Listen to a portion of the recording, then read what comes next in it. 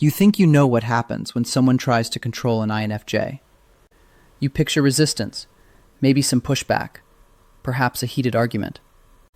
You're completely wrong. What actually happens is far more calculated and devastating than anything you can imagine.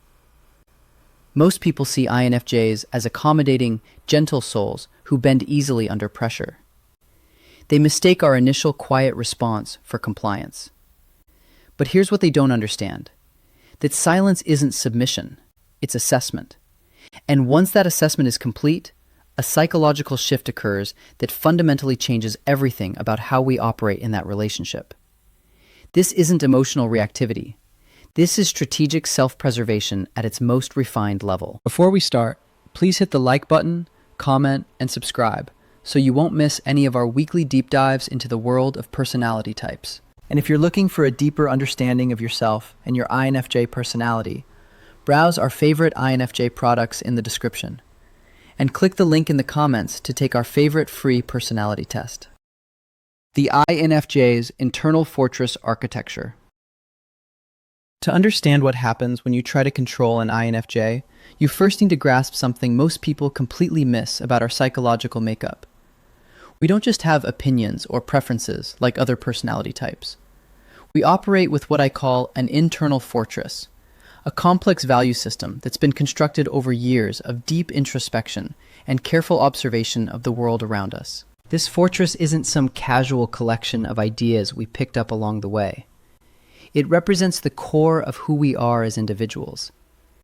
Every value, every principle, every boundary has been tested against our lived experience and refined through countless hours of internal processing. When an INFJ tells you something matters to them, they're not sharing a surface-level preference. They're giving you access to architecture that defines their entire sense of self. The reason this matters when we're talking about control is that this internal system is sacred territory. It's not negotiable in the way casual opinions might be.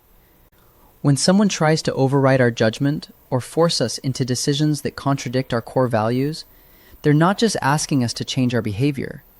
They're demanding that we abandon the very foundation of our identity. Most people don't realize they're making this demand because they don't understand how differently INFJs process the world. We represent roughly 1 to 2% of the population, which means our psychological profile operates on a completely different frequency than the majority around us. While others might compartmentalize their values from their daily decisions, for INFJs, these two things are inseparable. This creates a fundamental misunderstanding when control attempts begin. The person trying to control us sees resistance to their direction as stubbornness or defiance. But from our perspective, what they're asking isn't just inconvenient or unpleasant. It's a direct threat to our psychological survival. When you tell an INFJ to act against their core values, you are essentially saying their entire internal compass is wrong, and they should follow your direction instead. The fortress analogy is particularly accurate because of how INFJs respond to these threats. Just like a medieval castle under siege, our first response isn't to attack. It's to assess the threat level and activate appropriate defenses. We don't immediately explode or create drama because that's not how our minds work. Instead, we go internal and begin a systematic evaluation of what's happening and what it means for our safety. This assessment phase is where most people make their biggest mistake. They interpret our quiet processing as agreement or compliance. They think they've successfully convinced us to see things their way. But what's actually happening is that we're running a complex analysis of the situation, the person making demands, and the potential consequences of various responses. During this phase, we're asking ourselves critical questions. Is this person genuinely trying to help me, or are they trying to impose their will? Do they respect my autonomy as an individual, or do they see me as someone who needs management? Can I maintain my integrity while accommodating their request, or would compliance require me to betray my own values? The answers to these questions determine everything that happens next. If we conclude that the person genuinely respects us, and their concern comes from a place of care rather than control, we can be incredibly accommodating. INFJs are naturally collaborative when we feel safe and respected. But if we determine that someone is trying to override our autonomy or force us to compromise our core values, the fortress goes into lockdown mode. This is where the psychological shift begins. Not with anger or emotional outbursts, but with a calculated decision to protect what matters most. The person attempting control has no idea this evaluation is happening, because it occurs entirely within our internal world. From their perspective, everything might seem normal, until suddenly, it isn't. The deceptive calm, initial response patterns. Here's where most people completely misread the situation and make their fatal mistake. When you first attempt to control an INFJ, you don't get the explosive pushback you might expect from other personality types. Instead, you get something far more deceptive, a calm that feels like agreement, but is actually the beginning of a strategic withdrawal. Picture this scenario. You've just told an INFJ they need to change something fundamental about how they operate. Maybe it's their career choice, their social habits, or their approach to a relationship. Instead of immediate resistance, they listen quietly. They might even nod. They might say something like, "I understand your point," or "I'll think about that." To you, this feels like progress. You believe you've successfully influenced them. You couldn't be more wrong. What you're witnessing isn't compliance. It's processing. INFJs don't make quick decisions about challenges to our core values because we understand the weight of what's being asked. We need to take your demand somewhere internal and examine it from every possible angle. This isn't procrastination or avoidance. It's due diligence. During this processing phase, we're running a simultaneous assessment that most people never realize is happening. We're evaluating not just your request, but your motivations, your respect for our autonomy, and the long-term implications of compliance. We're asking ourselves whether we can genuinely agree with your direction without compromising our integrity, or whether accommodation would require us to betray fundamental aspects of who we are. This internal evaluation can take hours, days, or even weeks, depending on the complexity of what's being demanded. Throughout this entire period, we maintain normal, surface-level interactions. We're not giving you the silent treatment or being passive-aggressive. We're simply keeping our deeper processing private while we work through the implications of your request. The critical mistake most people make during this phase is pushing harder. They interpret our quiet consideration as hesitation that needs to be overcome with more persuasion, additional pressure, or emotional manipulation. They think if they just present one more argument or apply a little more leverage, they'll tip us over into agreement. This approach backfires spectacularly because it reveals the true nature of their intentions. When someone can't respect our need to process and make our own decisions, they're showing us that their concern isn't actually about our well-being. It's about getting their way. They're demonstrating that they don't see us as capable, autonomous adults who can be trusted to make good choices for ourselves. The moment we recognize this pattern, everything changes. The processing phase shifts from, "Can I accommodate this request?" to, "Is this person safe for me to be vulnerable with?" Once that question arises, the relationship has fundamentally altered, whether the other person realizes it or not. What makes this particularly devastating for the person attempting control is that they often interpret our eventual non-compliance as betrayal or dishonesty. They'll say things like, "But you said you'd think about it," or "You seem to agree with me." They feel deceived because they expected our processing to lead to agreement, not deeper resistance. But here's what they don't understand. We were never being dishonest. We genuinely did think about their request. We considered it thoroughly and fairly. We simply came to a different conclusion than they hoped for. The fact that they can't accept our autonomous decision-making process reveals exactly why we can't trust them with our deeper vulnerability. This is where the deceptive calm ends and the real psychological shift begins. Once we've determined that someone can't respect our autonomy, we don't become angry or dramatic.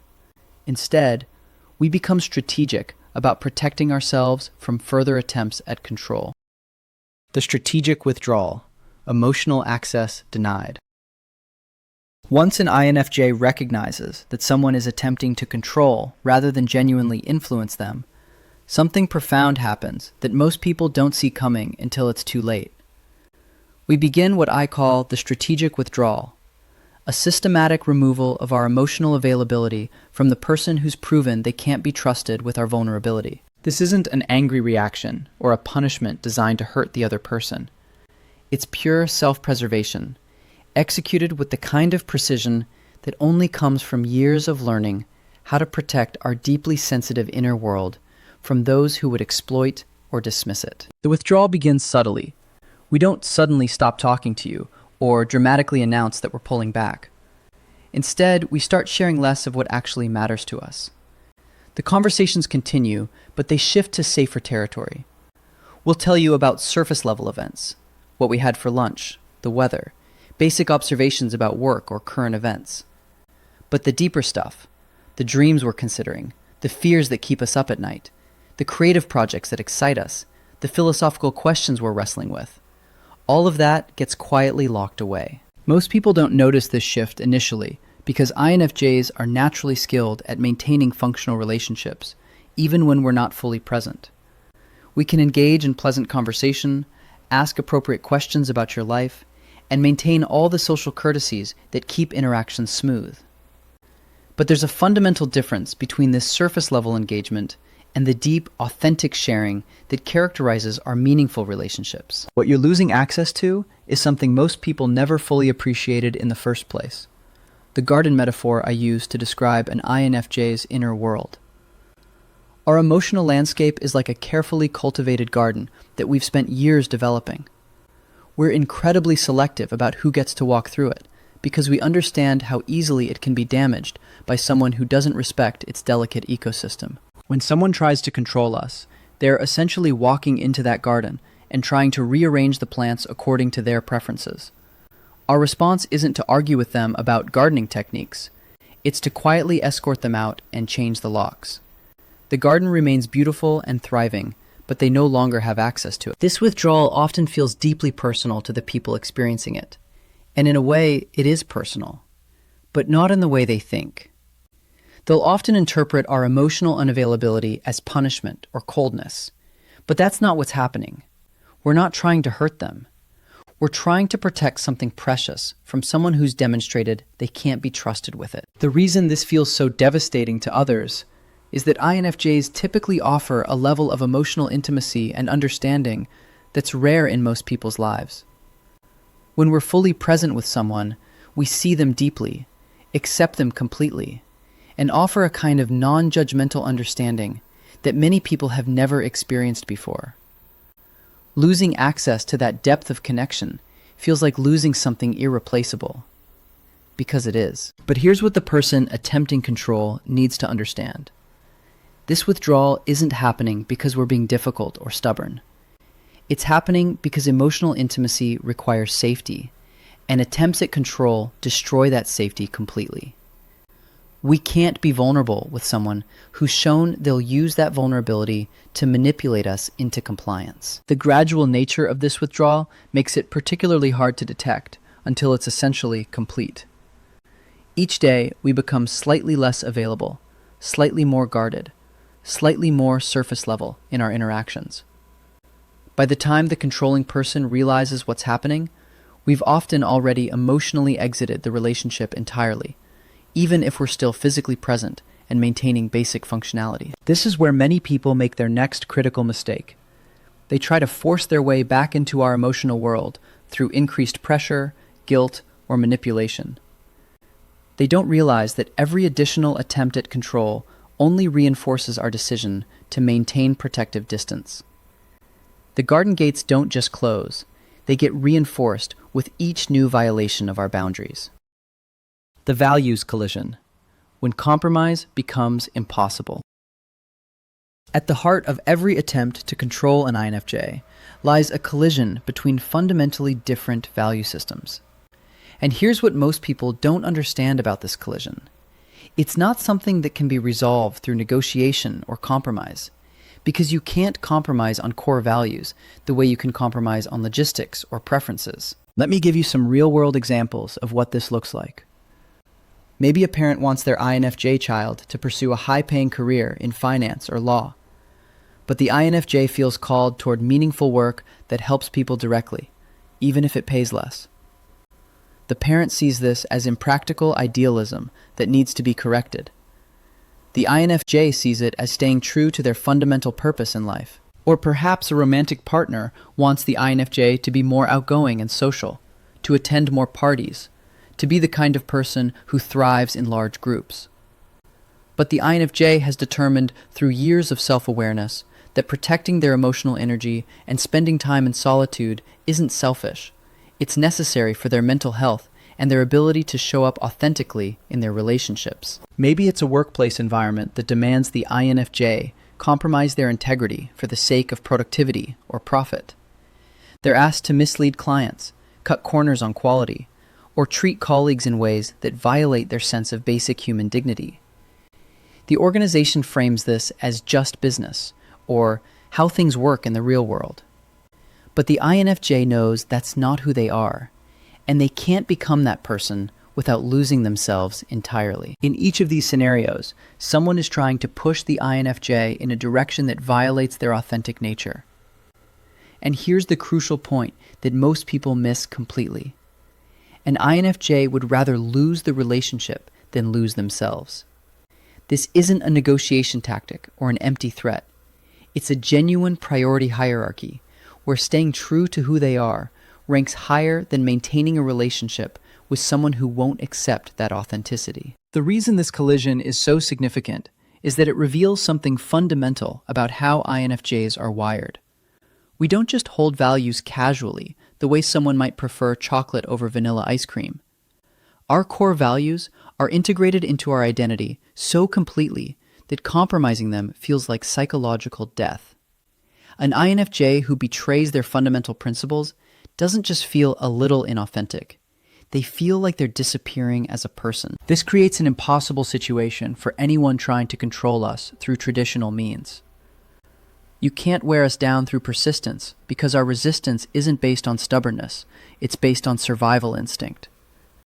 You can't guilt us into compliance because we understand that genuine care doesn't require us to betray ourselves. You can't logic us out of our position because our values aren't based on faulty reasoning. They're based on deep self-knowledge and careful ethical consideration. What makes this particularly painful for the people around us is that we genuinely struggle with these collisions internally. We're not immune to the pressure or the guilt. We ask ourselves difficult questions. Am I being selfish? Should I be more accommodating? What if they're right and I'm just being stubborn? We wrestle with our conscience because we genuinely want to be fair and consider other perspectives seriously. But here's what ultimately happens in that internal struggle. We come back to the same conclusion every time. We can change our opinions if new information genuinely convinces us we were wrong. We can adjust our approach if someone shows us a better way to achieve our goals. We can be incredibly flexible about methods and strategies. But we cannot and will not compromise on the fundamental values that define who we are as people. When someone keeps pushing against these non-negotiables, they're essentially saying they don't care about our well-being or our integrity. They're telling us that their preferences matter more than our psychological survival. And an INFJ will absolutely internalize that message and respond accordingly. The collision isn't really about the specific issue being debated. It's about whether the other person can accept us as we actually are, or whether they need us to be someone different to earn their approval. Once that becomes clear, the relationship's future is essentially determined. The relationship audit, the unseen background check. While all of this surface-level resistance is playing out, something far more significant is happening beneath the radar. The INFJ is conducting what I call a relationship audit, a systematic, thorough evaluation of the person trying to control them and the relationship itself. This audit is invisible to the outside world, but its conclusions will determine everything that happens next. This isn't a quick emotional assessment based on hurt feelings. This is a methodical examination that can take weeks or months to complete. We're essentially running a background check on the relationship, asking ourselves a series of critical questions that will determine whether this person deserves continued access to our inner world. The first question we examine is fundamental. Does this person actually respect me as an individual? Not just in words, but in actions. Do they see me as someone capable of making good decisions for my own life? Or do they view me as someone who needs constant guidance and correction? When they disagree with my choices, do they engage with my reasoning? Or do they simply dismiss my perspective as wrong? We pay attention to patterns here, not just isolated incidents. How has this person responded to my boundaries in the past? When I've said no to something, did they accept that decision gracefully? Or did they keep pushing until I gave in? When I've shared something vulnerable, did they honor that trust?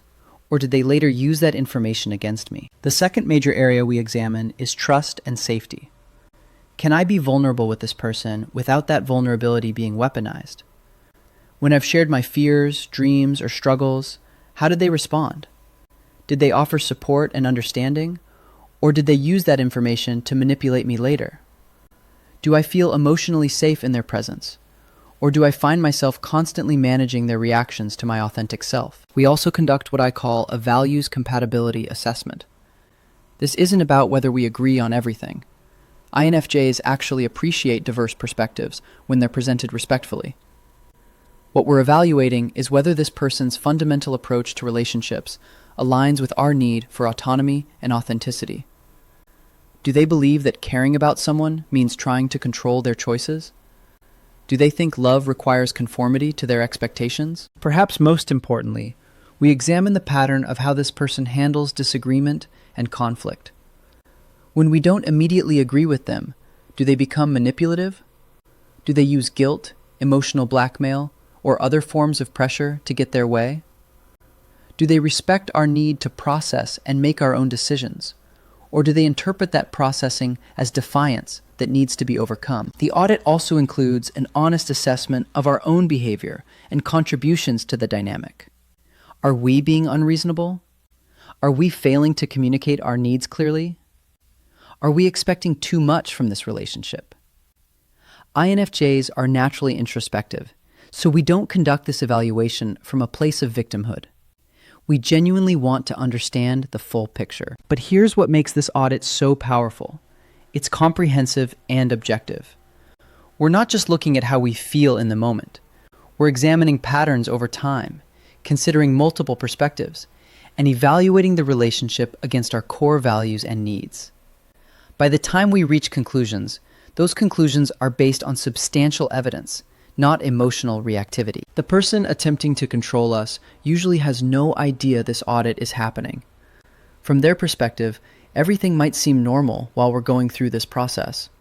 But internally, we're essentially closing the file on who this person is and what role they can safely play in our lives. The final exit, when INFJs choose themselves. The relationship audit eventually reaches its conclusion. And when it does, something happens that most people find absolutely shocking in its finality.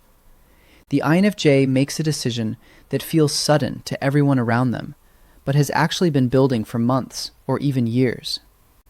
They choose themselves over the relationship, and they do it with a completeness that leaves no room for negotiation. This isn't a dramatic exit with slammed doors and shouted accusations. INFJs don't typically create scenes or engage in explosive confrontations.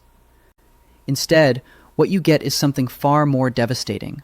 A calm, clear statement of reality, delivered with the kind of certainty that comes from months of careful consideration. The INFJ might say something like, "I've thought about this extensively, and I can't continue in this relationship the way it's been. I need you to understand that this isn't a negotiation or a cry for help. This is me telling you what's going to happen." There's no anger in that statement, no emotional manipulation, no attempt to hurt the other person. It's simply a factual communication about a decision that's already been made. What makes this so jarring for the people around us is that they've often missed all the warning signs leading up to this moment. The emotional withdrawal, the boundary setting, the quiet resistance, the changed demeanor. All of that was communication. We were essentially saying, I'm giving you opportunities to recognize what's happening and change course. But when those signals are ignored or dismissed, we reach the point where explicit communication becomes necessary. By the time an INFJ actually verbalizes their intention to leave, they've often already left internally. We've grieved the relationship, accepted that it won't change, and made peace with the decision to walk away. The emotional work of ending the relationship has already been completed in private. What you're witnessing is simply the external manifestation of an internal process that's been ongoing for quite some time. This is why attempts to negotiate or suddenly change behavior at this stage typically fail. The person trying to control us will often panic when they realize we're serious about leaving. They'll promise to be different, offer compromises they've refused for months, or suddenly claim they understand our perspective. But these last-minute changes feel hollow to us because they're reactive rather than genuine. We've learned that people don't fundamentally change their approach to relationships under pressure. If someone couldn't respect our autonomy when the relationship was stable, we have no reason to believe they'll respect it long-term just because we've threatened to leave. What we're seeing is crisis management, not genuine transformation. The finality of our decision often shocks people because they're used to relationships that involve ongoing negotiation and compromise. They expect that expressing remorse or promising change will create an opportunity for reconciliation. But INFJs operate differently. Once we've determined that a relationship is fundamentally incompatible with our well-being, we don't typically give multiple chances for the same pattern to repeat itself. This isn't cruelty or inflexibility. It's self-preservation, based on hard-won wisdom. We've learned through experience that people who try to control us don't usually stop trying just because we ask them to. The underlying belief system that drives controlling behavior, the conviction that they know better than we do about what's right for our lives, doesn't change easily or quickly. When we leave completely. This might mean ending contact entirely, or it might mean maintaining only the most superficial relationship necessary for practical reasons. But the deep emotional connection, the vulnerability, the authentic sharing that characterized our previous relationship, all of that ends permanently. The relief we feel when we finally choose ourselves often surprises people who expected us to be devastated by the loss of the relationship. But here's what they don't understand. We've been carrying the emotional burden of an incompatible relationship for months or years. We've been managing the stress of constant boundary violations, the exhaustion of defending our autonomy, and the pain of not being truly seen or accepted for who we are. Choosing ourselves isn't just about ending something painful. It's about reclaiming our energy, our authenticity, and our right to exist as we actually are, rather than as someone else needs us to be. The relief comes from finally stopping the exhausting work of trying to maintain a relationship with someone who fundamentally doesn't accept us. Here's the truth that could have prevented all of this damage. Treating an INFJ as the capable, autonomous adult they actually are creates genuine connection instead of resistance. When you approach us with respect for our decision-making process, curiosity about our perspective, and acceptance of our right to choose our own path, something remarkable happens. The walls come down, and you get access to our authentic self. The choice has always been simple. You can try to control us and watch us disappear, or you can choose respect and discover what real connection with an INFJ actually looks like. If you want to continue the journey to understanding yourself or an INFJ in your life, click either of the following videos, where we continue to unlock the secrets of the INFJ personality type.